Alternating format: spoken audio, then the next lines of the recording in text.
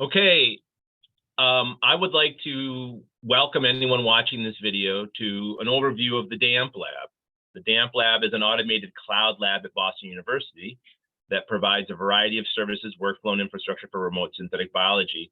And the reason that it's of interest at this point in time is that Boston University, when at the height of the pandemic, at the start actually, set up an infrastructure to do COVID testing. That COVID testing involved robotics, RT-qPCR tests, high throughput processing of samples, an inventory system, connecting student records and the experimental data in a HIPAA compliant manner, a whole bunch of infrastructure to do that. And so what is now happening is the DAMP lab, the Design Automation Manufacturing Processes Lab, is merging with the clinical testing lab, the COVID lab, to become this large service center at Boston University. And what we're doing now is we're looking for ways to engage industry.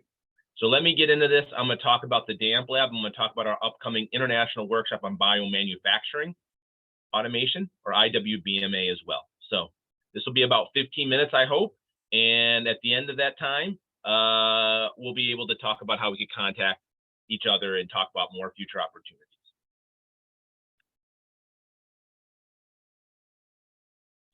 So again, the idea with the DAMP lab or a cloud lab is not necessarily about high throughput. It's focused on reproducible results. High throughput ends up being a consequence of this aspect, but at the end of the day, we really want to make sure that if someone sends a job, an experimental biology job that they need done, that a lab would handle it. And if someone asks to have that same job done again, we could get the same exact result. And we do that not only through experiment precision and the way that we have a lab environment, but we also do that in the way that we have a software infrastructure. Again, this is the idea of an automated lab. This is not a particularly new concept, but again, the automated lab is the idea that a job goes in, it's processed, and either the artifact of that job comes back out, the actual physical sample or biological process element, or the actual data. So it could be both. The idea with how this would work is that inside the lab, there is not necessarily a whole bunch of humans, but there is well-organized lab automation infrastructure that does this. And it's a mix then of humans in the loop and a mix of robotics. Some things are highly automated, some are more manual, but the idea is either automated or manual. That doesn't take away from the fact that it's standardized and replicable. People have done this. This is a screenshot from what was Transcriptic, now Stratios. The idea is we'd have a work cell, a standardized environment, a set of equipment, and you expose this as a series of services. Those services are encapsulated in formalized protocols that are machine readable. So again, this starts to standardize the process. Not only does it standardize it, but it makes it transmittable. If another facility wants to run this protocol, you then don't send over a recipe, you send over an actual file, an electronic file that their software and services could also read and execute. Emerald Cloud Lab is another example of another facility that is introducing this. And again, what I point out when I show these kind of pictures is that you start on the left with design, and that's a computer.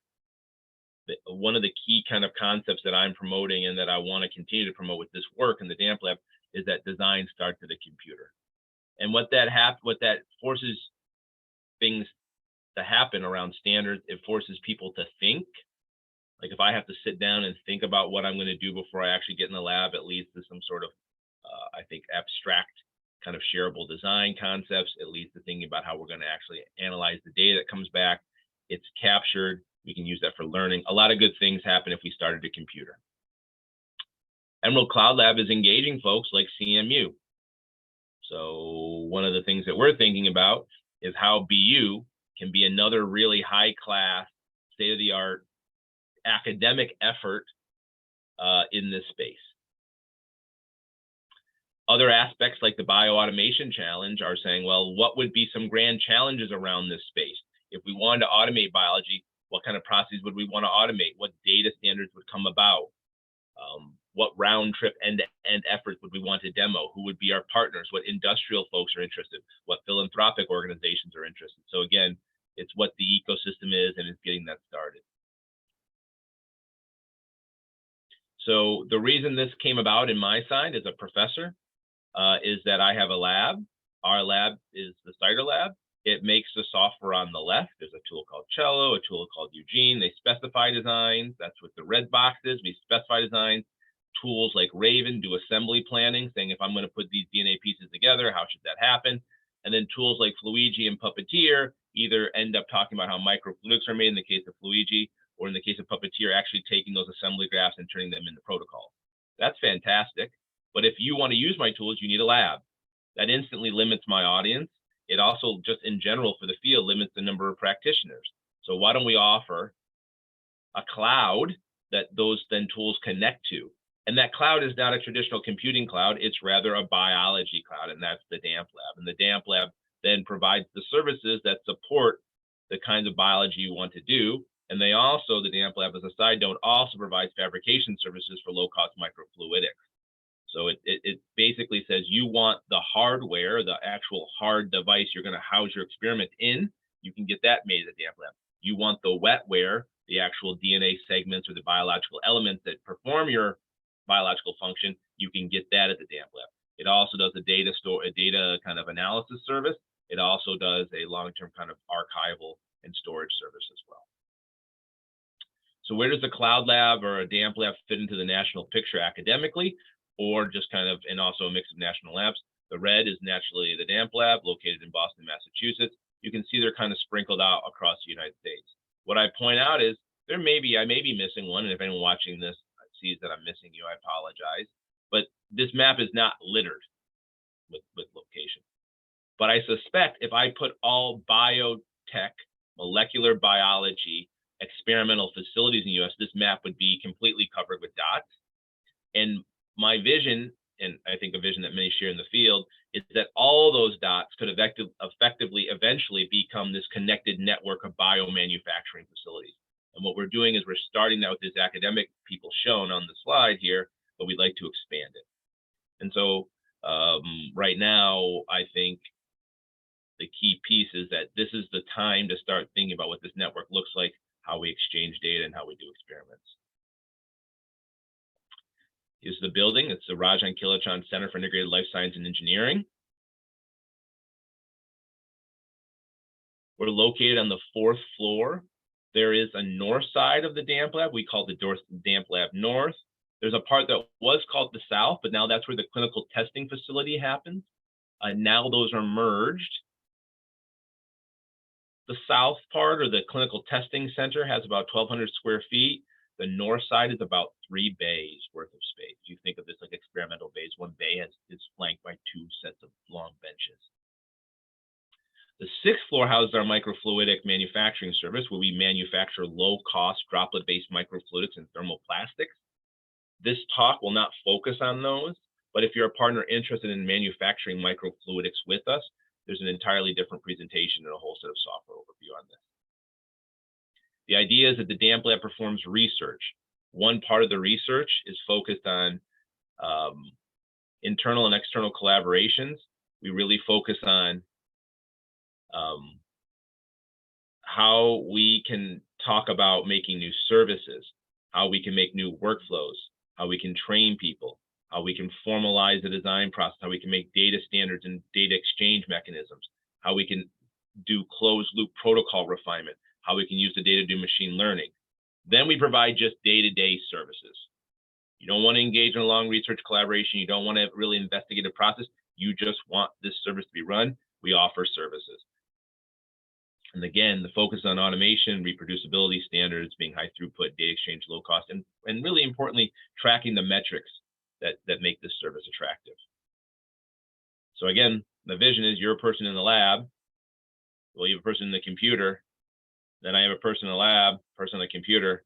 We need data, person lab, person computer, data. Then we have some robots, person computer, we need to add more robots. This top picture is showing, well, what's the scaling here? Like, are we just gonna have people, and then there's someone at the computer, and then a person in the lab, one-to-one, and then there's a robot? No, what we'd like to do is that we have someone sitting down at a computer, or a collection of folks they're sending multiple jobs. Those jobs represent the thousands of jobs that be coming from any number of computers. And then they're round tripped around a global network, just the same way that I submit a job to the computing cloud. It is analyzed, it's decided to be run in a certain location based on the available resources and the type of job that's being run, and then you return your result.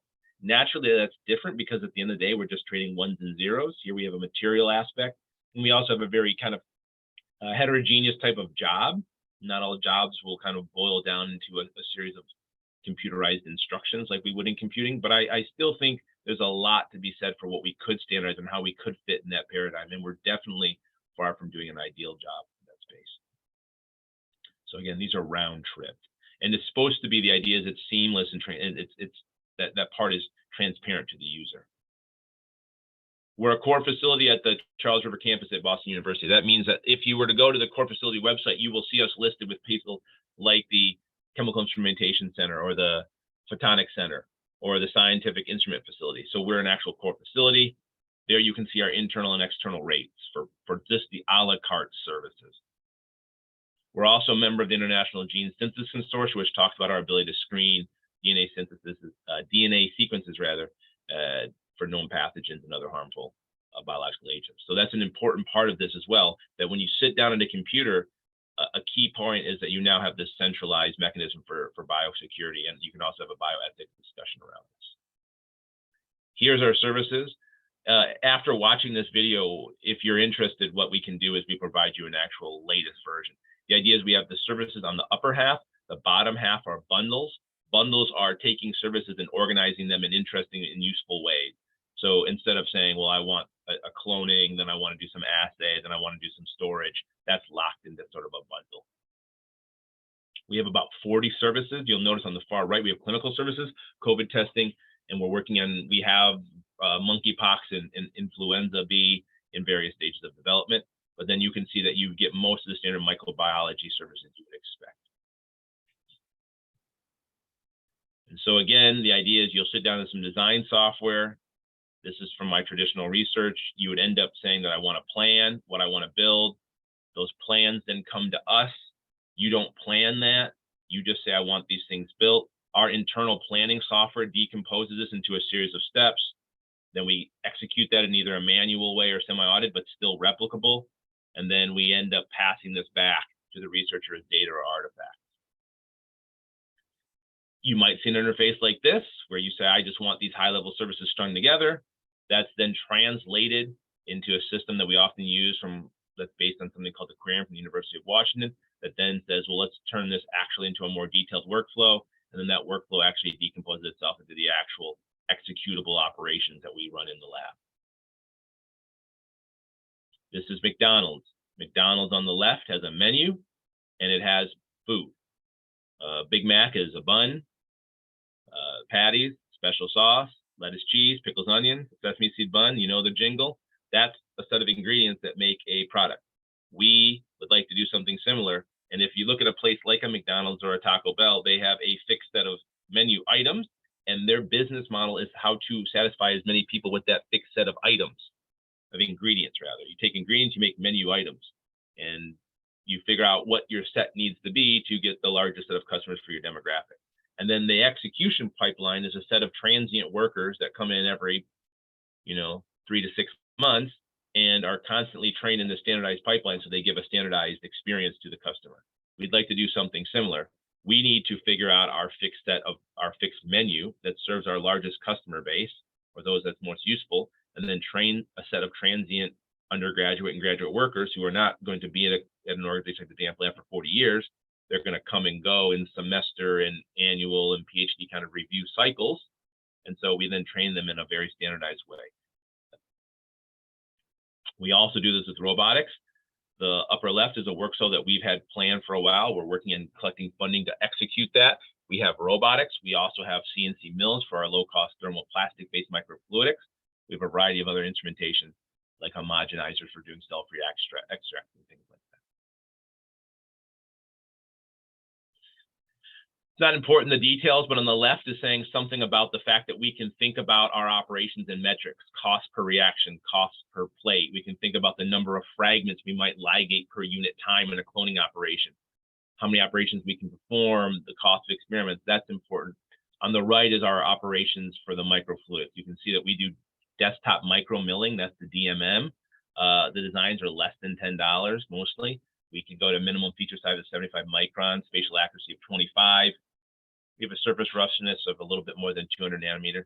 And then the idea is we can fabricate these in less than an hour. So this is a rapid prototyping platform to try lots of your designs. And again, it starts at a computer. Again, there's a separate presentation on the microfluidic aspect.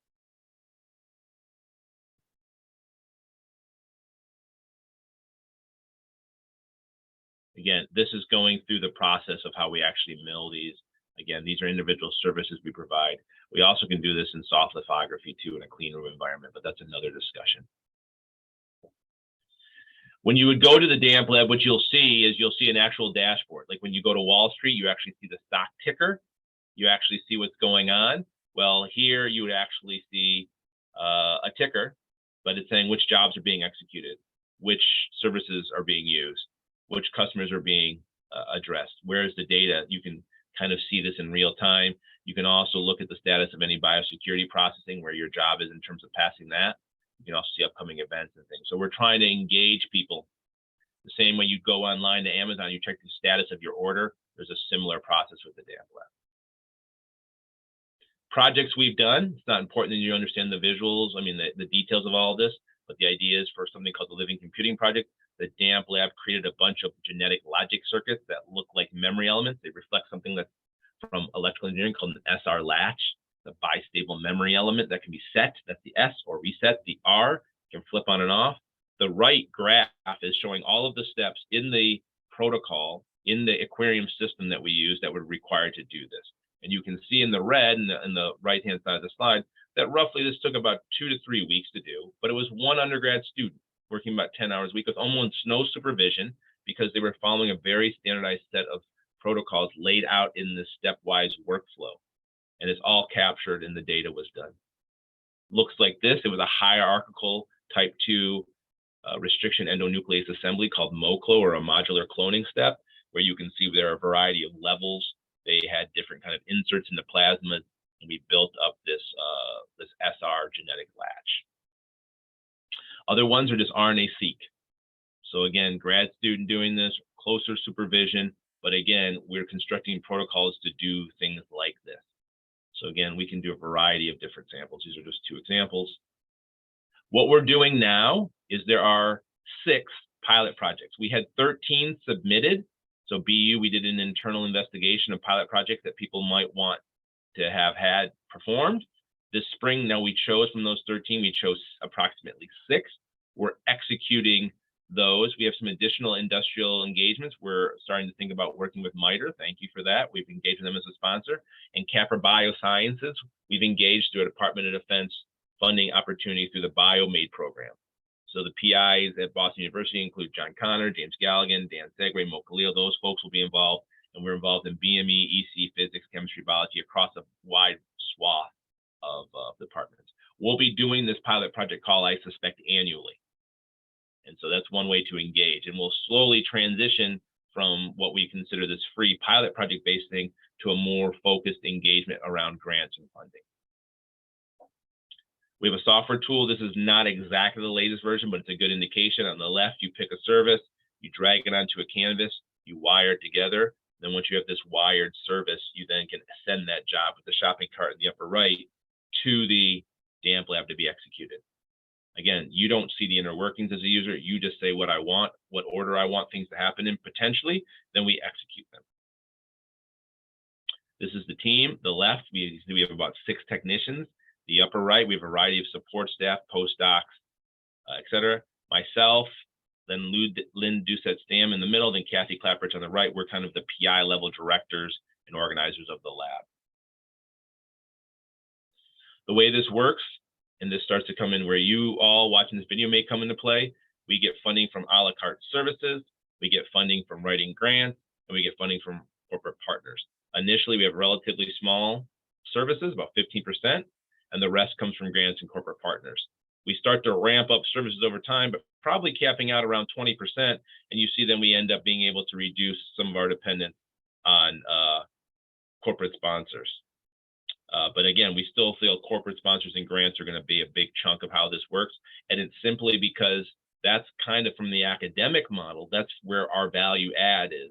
We're not going to be as big as an Emerald Cloud or as big as a commercial cloud lab. That's not our goal. Our goal is to be more cutting edge, bleeding, experimental prototyping services, which are going to come from our engagement with corporate partners and going to come from our engagement with researchers through grants. The idea here is not to read this whole thing, but you see that we still do COVID testing in this lab. So the upper row in this Gantt chart, we do COVID testing. That also includes environmental surveillance. We have our seed project, that's the third row. So we're doing those pilot projects. We're thinking about expanding our clinical testing. That was, again, the monkeypox and flu offerings we've done to complement COVID. We're doing outreach and education. So we engage with undergrads and workforce development through a program called STEM Pathways. We're going to explore external projects, and that's where, as a sponsor, you come in. You may be interested in engaging with us in an external project. We have to continue to do our marketing and promotion, and like any academic lab, we have to be cognizant of grant funding. Not only grant funding to do actual research, but we also write grants for actual equipment acquisition. Now, the way to engage with us, and this is now that hopefully that's gotten you some sense of what we do, the way that we want people to engage is around a standard sponsorship process. So corporate sponsors would come in, and one of the things you'll see after, in addition to this video, is you will also get a menu of these sponsorship tiers. You'll see our services, and you also see the sponsorship tiers. There are 4 tiers: ally, member, collaborator, and partner. There are different access kind of category things you get at those related to publications, access to that, job reports. There's a set of promotion that talks about acknowledgement, signage, logos, etc. But then I think the bottom half of that sheet is where things really get interesting. There are events. In order to attend the International Workshop on Biomanufacturing Automation, IWBMA, that I'll talk about next, we need people to be at the ally level. But then you also get lab tours, you also get private meetings and trainings. You can support students through a rough fellowship program. You can have partners, kind of collaborators. You can have training for researchers. You have meetings. So there's a whole bunch of different things. And one of the things that I want to point out probably most importantly is, as we develop this in 2023, corporate and partner sponsor feedback is really key. This is still in flux. We'd love to get your feedback and potentially accommodate your ideas. In 2018, we had something called IWBMA. We're going to have that again this year in 2023. This is a list of folks that sponsored it before. We had that where it's going to be annual, but then COVID hit. Now we're trying to make this a more regular thing. So again, this is an idea that we bring people together to talk about how we have cloud labs, which is a sophisticated mechanism for manufacturing things with biology. So we'd love to have this kind of same look for 2023. So 2023, it's at Boston University. It's the June 12th through the 14th. It's got a variety of aspects: speakers, pilot projects, vendor showcases, workshops, etc. So what is it going to look like this year? The first day, we're going to have a registration and check-in. You're going to get there leisurely between 8 and 9, coffee, check-in, chat, catch up. I'm going to give a very brief 30-minute introduction to what the DAMP Lab is, my vision for cloud-based laboratories, a variety of other kind of industrial applications, and just set the stage for the workshop. Then at 9:30 to 10, and this is red, this is a sponsorship opportunity, we are looking and we're actively engaged in what an industrial keynote speaker would look like. If you're interested, please reach out. That spot is currently open. So we'll have someone from industry speaking specifically about their approach, their needs, their challenges in the biomanufacturing space. And we'll continue that tradition annually. So this should be a kind of prestigious, interesting, attractive, exciting talk that we'll get from an industrial partner. Then we will give an overview specifically of the DAMP Lab and its facilities, because that's going to be kind of the foundation for the week. Then we'll do a coffee break, and then you're going to see 3 of the pilot projects, 3 of the 6 pilot projects being run and overview. There'll be lunch. Then that afternoon, another sponsorship opportunity. That's when we're going to do industry and vendor presentations. So we're going to see how many they do. They're going to be 10-ish minutes each, maybe longer, but it really depends on the sponsor and the need and the tier and what they're trying to communicate. But this is going to be a hopefully exciting, dynamic set of presentations, not focused so much on buy this, but what your technology can do to move this space forward, what partnerships you're looking for. You'll have an audience, and so that could be a really powerful and impactful session. Then in the afternoon, we have vendor demos, tours, people walking around, cocktails and coffee, a relaxed way for everyone to just kind of chat, see what's going on, get demos, interact. You can see the Damp Lab, etc. And then for sponsors at a certain tier, there will be a dinner. Day 2 follows a similar format in some ways, in that, again, we will take the second half of the 6 pilot projects, present them in the morning, but then you'll see what happens after that leading up to lunch is we have what we're calling a collaborative development set of sessions. These are brainstorming, workshopping sessions where we're going to talk about what kinds of challenges are in this space, the needs, etc. And I think this will be relatively dynamic. We're looking at doing this in a way that is going to engage people. It's not going to be your traditional, everyone sit down and just, kind of ramble on for 20 minutes and no outcome. We're going to look at the way that we're going to tangibly take these outcomes and turn them into operational things we report on in 2024, the next workshop. There'll be the ideas, we turn these into services, they lead to collaborations. We're going to try to really actionify these into real things. We'll recap that after lunch. Then we'll have the second of the keynote speakers. So that will kind of be a nice afternoon event. Then we go back into demos and tours. We'll wrap up the workshop. Then we'll have a sponsored dinner. That's on the 13th. Now on the 14th, for sponsors only, the last day of the 3-day workshop, these are folks that are only at a certain tier. It's not going to be the ally level tier. It's going to be the higher tiers of sponsorship. Those companies and their representatives will be able to stay for an extra day to get specific training on software development, experimental processes, what we call a day in the life. They will actually spend the day in the Damp Lab seeing how it works. If you are installing demo equipment, that's where you can use that time to install demos, talk to our folks. You can use that day to really get your equipment on site if you'd like to install a demo in 2023 in the Damp Lab. And then we'll also have some long-term discussions around partnerships, collaborations. It will be a nice day of event. And again, depending at your sponsorship level, you can help tailor this day to your needs. So in summary, in closing, what I want everyone to do watching this video is please hold June 12th through 14th, 2023 for IWBMA. When you see this, you should review the sponsor packet. Feedback welcome. I can't emphasize it enough. If what you're seeing doesn't make sense for your organization, please don't keep that to yourself. Let us know. I strongly suspect that we can find something that works for you, either at a pricing point that makes you comfortable or at a feature list that adds value. So please let us know. And then, of course, the way you do that is by staying in connection with myself, Lynn Doucette-Stamm, or Kathy Clapper. Here our email. So again, I hope you enjoyed this presentation. I've recorded it for that purpose, for archival. So again, please reach out. I'm looking forward to seeing all of you at IWBMA 2023 and beyond, and also finding ways for you to collaborate with the Damp Lab and really move cloud computing forward. So thank you very much. And I look forward to interacting with you all.